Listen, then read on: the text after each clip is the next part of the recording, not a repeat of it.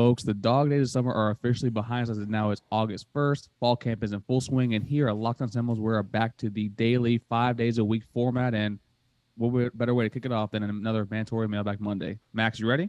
I'm ready.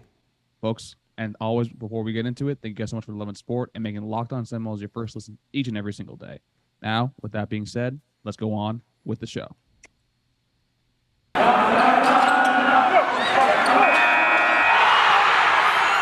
You are Locked On Seminoles, your daily podcast on the Florida State Seminoles, part of the Locked On Podcast Network. Your team every day.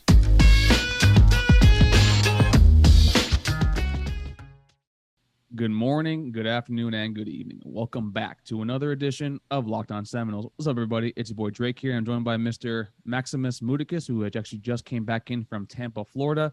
Max, how was the trip? It was good, man. It's good. It's always a good trip down there. It's hot. Had a birthday party for the wee one. That was good. It's always nice to do that.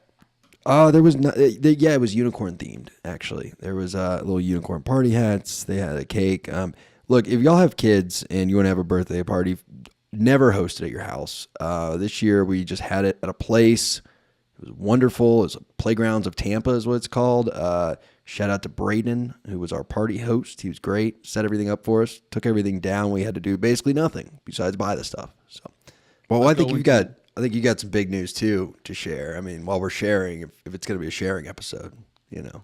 Oh, yes. I got a new haircut this weekend, folks. As you can tell if you're watching this on YouTube, cut it down because as my folks were telling me, and Max was trying to subtly kind of inform me that it ain't not talking about your haircut. Not talking about your haircut. Talking about CJ Hurd being committed actually over the weekend. So Drake got engaged this weekend, which is really exciting stuff. It's a partnership almost as good as us and our title sponsor today, Built Bar. And hopefully a partnership as good as the one that the Florida State Seminoles have just landed in the defensive back from Jacksonville State. But Drake, let's give the people what they want. Let's dive into some questions. Let's hit the mailbag. What do we got? Well, let's see. Let's go with our first question from a J.A. Staffen from 9 hours ago. He asks, why would any top-tier wide receiver go to FSU when they have no quality QB or QB recruits?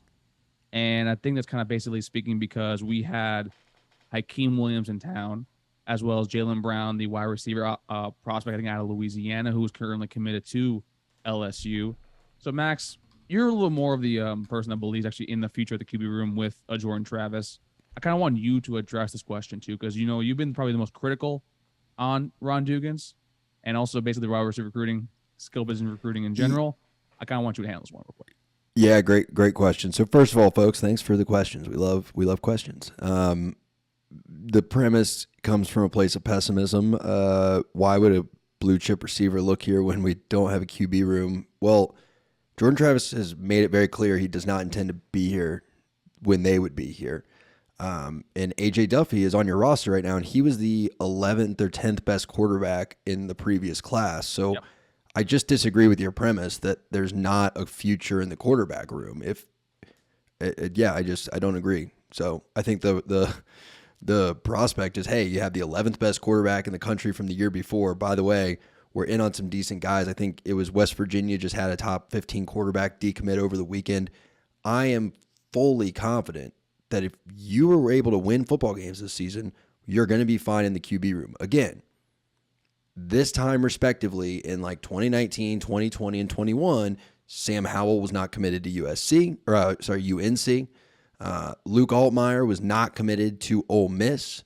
And who was the other one? Nico, where did he end up? Markio went to West Virginia. Went to West Virginia. Ironic. Nico ended up going to West Virginia, and we got AJ Duffy. Like, QB boards, and I want to do an analysis on this. I just admittedly can't find the information of like where people were committed in July versus where they signed. But the key here is going to be winning games, because if you don't win 6 games, Mike Norvell gets fired, and none of these kids are coming here, and none of this conversation matters. But if you win 8 or 9 games this year with a top 10 QB sitting there, probably going to be your starter the following year, I think it's a really attractive place for a wide receiver. And I don't know why it wouldn't be, I guess. I think it's also more that I think the potential is seen there with AJ Duffy, because I'm in the camp as you are, where I think this will be Jordan Travis's last year, barring basically, maybe a 6-6 season. He doesn't perform very well. He kind of wants to upgrade his stock, or stay for another year, because basically I think he's like 24 now. He'll go actually for his master's if he stays here for another season. But to me, this is Jordan Travis's last year, and you sell the prospect of an AJ Duffy, who, as you said, was a top 175 prospect, number 11 in the country at his position overall. And to me, that's someone that you can actually probably see yourself playing with if you're wide receiver. And now you have a Johnny Wilson, a Micah Pittman, and Deuce Spann, who apparently is lighting it up over at during fall camp. Actually can show you the proof of concept as being a wide receiver. Because basically, what's been more of the issue here is the wide receivers haven't been put in a position to succeed when they actually, if they are talented enough to actually to succeed at their position. So to me, I think you're right. If we win 8 games, kids are going to look at us. I think Emory Williams, the backup to Miami right now to Jaden Rashada, will be someone that actually we'll probably be talking about a lot more later down the line. And that's kind of where I stand on the issue. Yeah, I don't know that. Like I think the wide receivers have been put in places to succeed. They've just been bad at football. I mean, we really haven't had any good wide receivers under Mike Norvell. Norvell likes receivers. Norvell played receiver too. Like, you have a head coach that played and prioritizes the position. I hate that we're in this spot, but you can sell playing time to him immediately, which is what most kids want. And again, with Jordan Travis, let's say he does stay another year. Again, we kind of disagree on this. I think he only stays another year if he has a really good year and someone gets in his ear and says, hey, if you want to play quarterback, not special teams in the NFL, you need to replicate that year one more time. I think a bad year, the coaching staff probably moves him along and says, hey, we're going to, start prepping for the future. But yeah, so if he's coming back, you got a 63% passer throwing you the ball that, has a 3-to-1 touchdown interception ratio. Like, when a wide receiver needs to worry about the quarterback room, is like Andrew Parchment with a 4th string guy who should be playing receiver next to him, throwing him the football. Like, you're talking D1 Power 5 caliber quarterbacks here. What I think is a bigger question is, if the offensive line doesn't get fixed, a receiver is going to want to come here, because a lot of kids can throw them the ball if they can get themselves open. It's, will they have time to, and will the offense be able to be successful running the ball to set them up for better success on, easy second downs, easy third downs, instead of them being asked, hey, hope you like trying to convert 3rd and 9s.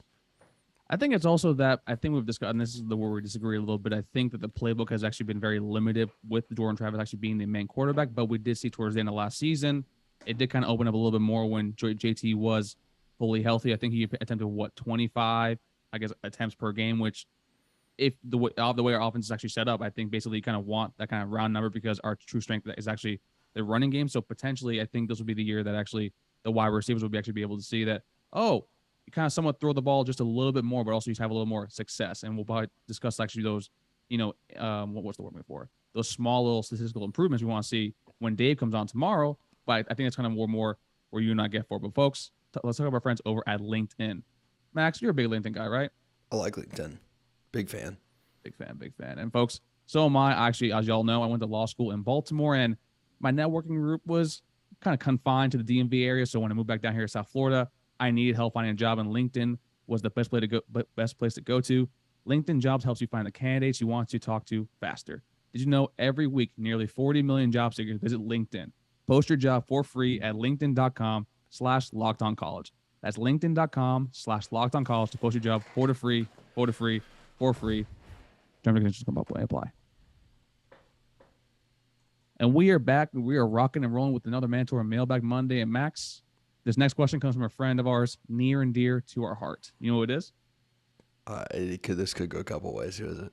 It's Danny freaking Domino. Okay, so it is actually a friend of ours. All right, I was like, yeah. Who do you think would bring it up? Oh, dude, there's so many on the internet. Who knows? So many internet trolls. But Danny asked, actually, and this actually I think was a really good question.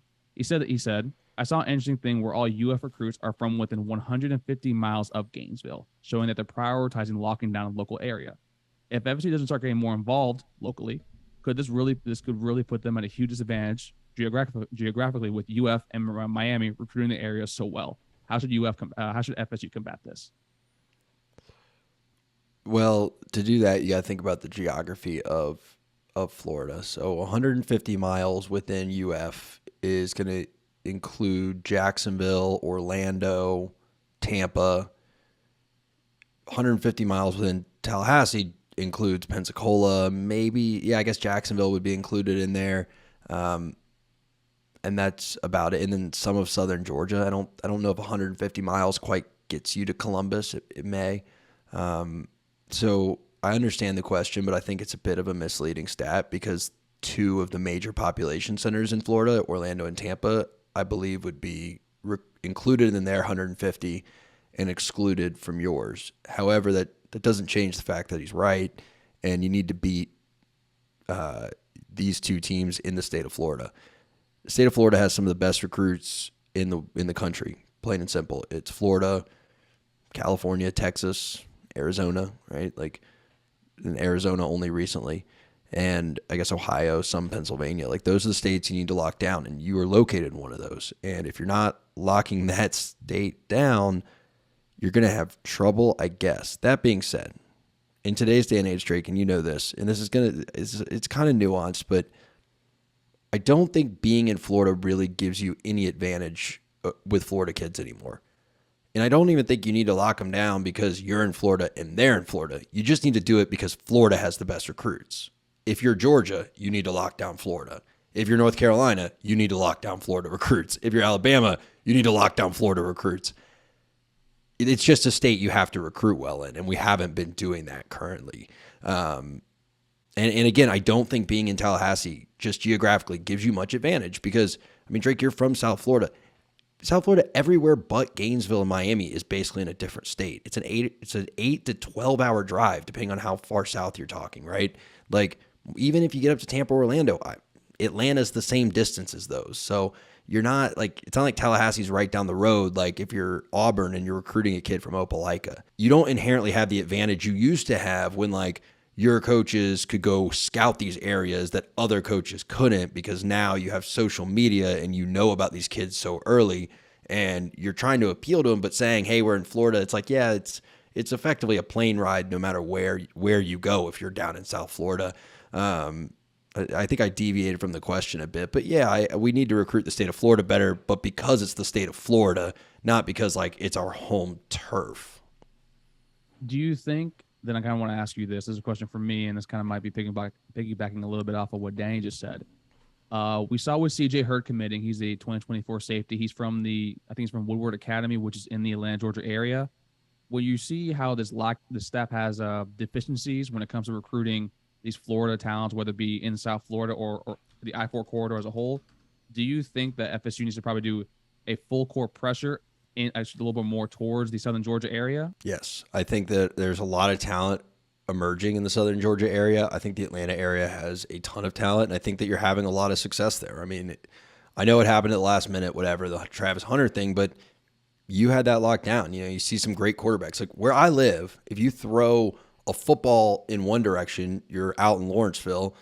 Okay, not that close, but it's pretty close, right? And then you've got Kennesaw right down the other way. Like two of the best quarterbacks in the NFL came from those two places, right? So it's like you have tons of talent in this area. And yeah, if it's not working out a little to the south, go a little to the north. Like I said, you need to lock down Florida because that's where the best recruits are coming from. But I don't really care where guys come from as long as, you know, so they're good recruits and you're winning games. And the other thing I'll say is I'm trying to think how delicately I want to put this.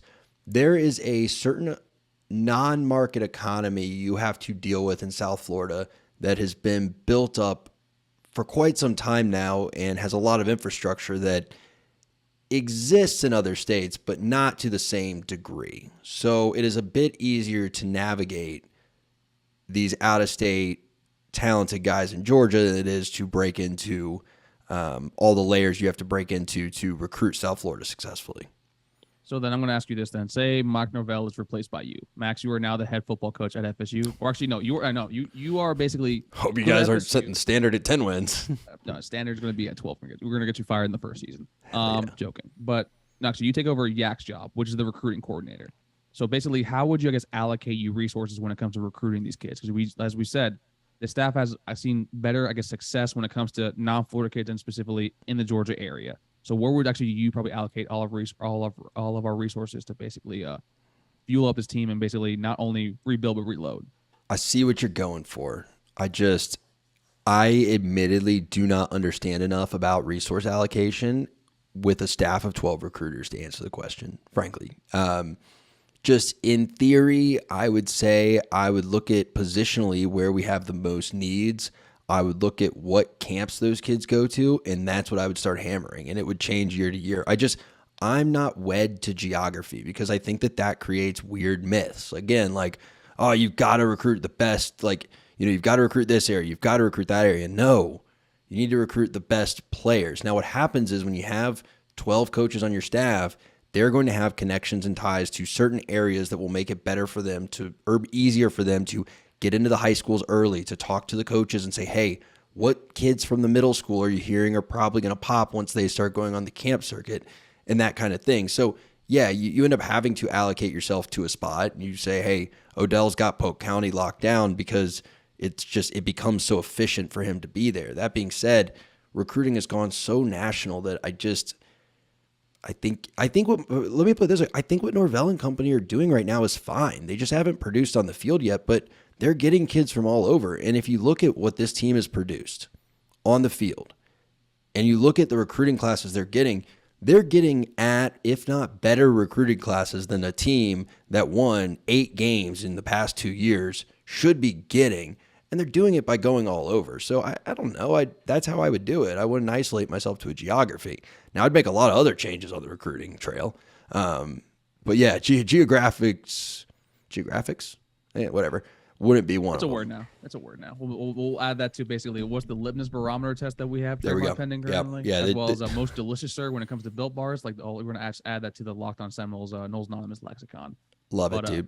But no, I mean, I agree with that. I mean, I don't think you should limit yourself geographically. I just think it's more that I think falling by the wayside. Like, now Miami seems to be fully basically gets like actually locked in and committed to actually getting a solid football team around them. Now we'll see actually what happens when the games are played, and actually Mario Cristobal, we saw him with Justin Herbert kind of shrink a little bit in those bigger moments, even though he did beat Ohio State last year.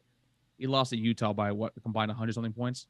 Something, dude. Here's the thing, the Miami thing, and for first-time listeners, this will be interesting. For those that know this already, great. You were competing against a guy who is barely a billionaire, and I know, like, Max, are you saying there's like billionaires? Yes, there are different classes of billionaires. Guys, anywhere you go, any socioeconomic area you find yourself in, there are levels to this shit. All right. What's his name? John Ruiz is barely a billionaire. The fluctuation of the market capitalization of his company can make him a billionaire one day, an 800 millionaire the next day, and maybe go even lower and a little bit higher. The reason I say that is because people who are worth $1.3, $1.4 billion do not buy professional sports teams. They can't afford it. I know you're thinking like, what do you mean they can't afford it? Look at how Derek Jeter had to try to buy the Marlins. He has to go get an owner, but I'm serious. He has to go get an ownership group. He has to get people with real money to give him money to do that. Like, you can't buy a sports team. The owner doesn't have any money. Right. You can't buy a sports team with $1 to $2 billion in net worth. If that's your whole net worth, sports teams are out of the question. So now with NIL, John Ruiz gets to play sports team owner. That's what's happening in Miami. This guy has just decided, hey, I've always wanted to own a sports team, and I can do it for really, really cheap by doing it with the Miami Hurricanes through NIL deals. You can't compete with that right now because we don't have someone doing that. But we also have a guy whose company was allegedly worth $37 billion 2 years ago. And then the moron tried to take it public through a SPAC, which is, gosh, we could get into this forever. And if you want to hear my business opinions, you can hit me on Twitter or something. But like, SPACs all failed. That they were the cool thing on Clubhouse that everyone was talking about, who had a little bit, everyone with a trust fund was trying to get into the investing game and trying to go get into SPACs. And they were horrible. And he still had to settle for one. And that's how he went public. And since then, the value's tanked. So is this guy going to be a billionaire in 3 years? I'm not so confident. Is he going to want to keep blowing millions and tens of millions of dollars on the Miami football team? I'm really not confident in that. So Mario Cristobal, in my opinion, hasn't done a damn thing on the recruiting trail. The money, and which, by the way, plays into the shadow economy I spoke about, that's what's doing it for Miami on the recruiting trail. And that's not a homer opinion. That is something that you can talk to anyone that knows anything about the situation down there, and they will tell you they are buying themselves a football team. Mario Cristobal is not recruiting a football team. And hey, if someone at Florida State wants to step up, if Sarah Blakely wants to walk through the door and do the same thing tomorrow, I would defend to the death her right to do it, and I'd be fired up. It's happening for us. But the premise that Mario Cristobal is doing something better than Mike Norvell is something I'm just not going to entertain because that's not what's happening. God, Spanx Money would actually do great things for this team right now. Spanx Money, and who's the Berkshire Hathaway guy also? Isn't another guy that's a big money? Yeah, Peter Thiel, bring him in. That's his name. Yeah, that would be dope. Was it Peter Thiel? No, one of the Peter. It's some dude. Well, that is a Berkshire Hathaway guy, but yeah, it's one of the guys up there. Todd Combs is his name. But folks, if you're like Max and also Dave and don't believe that Miami will reach their win total at over under 8.5 wins, head over to betonline.net today. Which is the fastest and easiest way to get all your latest betting needs, whether it be MLB, NFL, NBA, and NHL. Combat sports, UFC 277 just happened. Massive payout with Nunez with the unanimous decision. But folks, head over to betonline.net today. Use promo code LOCKEDON. That's LOCKEDON, where you get 100% welcome bonus on your first deposit. Once again, promo code LOCKEDON, LOCKEDON. BetOnline, where the game starts. And Max, we've reached the end. It is Sunday. I know you've been traveling. I've been traveling. Let's send the folks home with some happier news and something that will probably, stretch the brain a little bit more. You ready for that? Stretch it. So this isn't really a question. It's more of a statement that comes from Danny, who actually saw us over on the War Chant, not the message boards, but I think Cora Clark wrote an article about it. And basically, what was written was this. All of FSU players got more opportunities to do that on Sunday at Florida State, for perhaps the first time since Norvell took over, used both practice fields simultaneously for a couple of periods for 11-on-11 to ensure that everyone, first-teamers, second-teamers, and third-teamers, get valuable reps. Now, hearing that's the first time that happened since he's been here and we're in year 3, that's already a red flag. But how do you think it's going to help out actually our team heading into this season?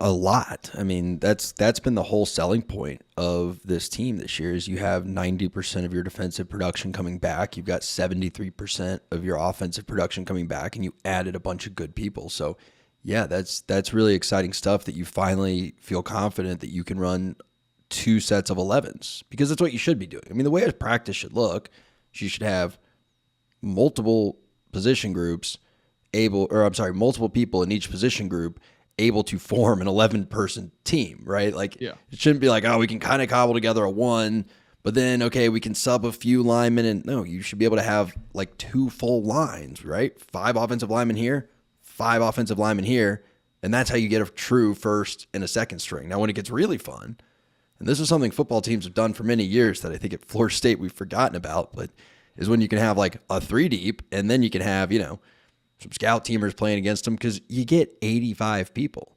There's 22 starters. There's 22 second string, 22 third string. It's you're only at 66, and then that leaves you room for 20 specialists with the 85 scholarships. Or if you want to have a 4 deep, I mean, you should be able to consistently have 2 scrimmage periods going. It's exciting. I mean, that's what we've been waiting for several years. And you think back to 3 or 4 years ago, I don't remember under Willie, under Mike, who cares? You're hearing things about they're having to put the scout team defensive line in just to let the starters actually win some reps, and now you're hearing about 2 scrimmages at the same time. It's awesome. At the same damn time, as Future would say. But no, I think it's right. You're discussing basically how the depth of this team is actually much better, and then also the offensive line, like you're saying. We now have actually Power 5 quality offensive linemen on the 2 deep, which is basically something that is remarkable. And you're hearing great things from Julian Armella actually in practice, who I wouldn't be surprised if he gets some burn towards the end of the season, because that kid came in the camp in really, really good shape and is already basically being sort of not a mentor, but is taking some lessons learned from Alex Atkins. Also, I think you saw him one-on-one with Jared Verse discussing basically how to finish his reps and get the better reps coming in. And then also, it probably prevents injuries too, right? Where basically you're not having the same guy trot out there every single damn time running 2-minute offense and up-tempo offense back to back to back. So basically it probably helps, the team as a whole probably stay healthier in the long term. Well, yeah, and in practice, right, you can sub guys out while you're getting them in shape. That's huge because look, let's say you're practicing a 2-minute offense and we've seen these videos of them doing this. And you're running guys up, okay, and then, okay, stop. Okay, run up to the next play. Okay, we're going to set the ball here. Run up to the next play. That's great. That's how it needs to look in a game. But on day 1 of practice, you're not in shape to do that. So, yeah, being able to, while you're doing that, change out, even if maybe you wouldn't in a game, is great because yes, in a game, if you're going to run 8 plays in a 2-minute drill, you're going to want the same 5 guys on the offensive line to do it. I get that. But having guys where it's like, hey, we can sub out Gibbons real quick, and because again, it's day 2 and he's not in the best shape he's going to be in. We could sub him out, and the next guy's not going to just totally screw up what we're trying to do. Yeah, that does help with the health. That helps with actually being able to build up conditioning. So yeah, it's exciting. I mean, here's the thing about Julian Armella, Drake, is like, it's great to hear that a kid is doing really well and came into camp in shape as a freshman, and yet I'm not thinking about him playing at all. Like, it's so nice. Not disagreeing what you said. He probably will get some playing time, but it's not like, for instance, 3 years ago, it was like, man, Darius Washington's looking pretty good. We think he could play as a true freshman. We think could he do it? We need someone to play. Could he be? Yeah, we were basically begging for him and Dante Lucas to both start week 1 because we were in the position we need a lineman to play. Right, and now it's like, oh no, yeah, we're hearing great things. Julian Armella looks awesome, cool. Develop over the season, Same on the defensive line, right? Ayobami Tafasi looks like a awesome. Grown ass man, and you see him out there, and I was watching him on video, and you're like, yeah, and I don't care that he's not going to be able to play this year. Because we're so deep at D-line right now between guys like Malcolm Ray and guys like Fabian Lovett and, you got Robert Cooper, obviously. And it's like, yeah, now I get to look at a guy like Tafasi and be like, hey, he's the man, and he gets to sit on the bench, hit the weights, learn the plays, learn the calls, learn the checks, and next year he gets to contribute. I'm not like, oh my gosh, okay, well, I know he's good, but is he good enough? No, it's great. It's great. The depth is phenomenal. And honestly, the more I watch, I may eat my words on this, the more I see the kid throw the ball, I'm feeling better and better about the quarterback room if Jordan Travis gets hurt. So here's what I thought about this weekend. Jordan Travis has never had a major injury. Jordan Travis has had injuries of attrition, and he just gets banged up and eventually goes out. And this schedule this year versus last year, excluding Miami and Florida, is a flip, right? This is a very front-loaded schedule. So the type of injury you usually see from Travis probably, if it happens, won't manifest itself till weeks 5 or week 6. Dude, if you can get past the Clemson game at 5-2 or 4-3 even, I think you have a quarterback in AJ Duffy from the little bit of film we've seen, what we've heard in reports, and what the people I've talked to on the ground have told me, that if you're 6 or 7 games in when Travis starts getting banged up, he probably isn't going to actively lose you a lot of football games, at least not when you're playing like Syracuse and Lafayette. He could probably get you through those 2 games. So in that sense, I'm feeling better about the room as a whole than I was 2 weeks ago. I can agree with that too. I mean, from what we've seen and what we've heard too, AJ Duffy's obviously had the growing pains in fall camp, which quite frankly, I would be more concerned if he wasn't. If he was basically being the best QB out there, oh no, that's kind of not a good thing. But you're right. I mean, you see him in practice. The arm strength is there. The footwork drills, I think he does have the best footwork out of all 3 QBs. I mean, I don't know if you watched that video the other day where it's him, Rodemaker, and and Travis. Basically, I think AJ kind of stood out to me, but a little more compact now. We'll see if it translates to the field. But to me, he's someone that 6, 7 weeks of learning and actually acclimating to a playbook, and also being committed to the team on and off the field. So hopefully we'll basically be able to see the other week 7 game, week 8 game. If Jordan somehow, history has shown that he gets hurt. If he actually has to come out for a game, I wouldn't be basically clutching my pearls and basically praying to God for AJ Duffy to basically just be serviceable, which I think when we get to that point, he will be more than okay. Yeah, totally agree. That being said, I've seen 2 throws by Tate Rodemaker, and he's still, man, that guy cannot look off. He just same thing, snaps the ball, stares at the receiver, then throws it, and you're like, dude, just look somewhere else for a second. He has such a good arm too, and it's just he's like, I see the potential in you. It's just I don't know. I think it's just in between. I think it's just in between the head right now. It's just coach. I think it's coach's kids, man. I really do. I think that coach's kids are always better than they should be because they were a coach. He's just so polished and so I just don't think there's much. And I don't want to say it that way because he is really athletic. I'm trying to think how to say this.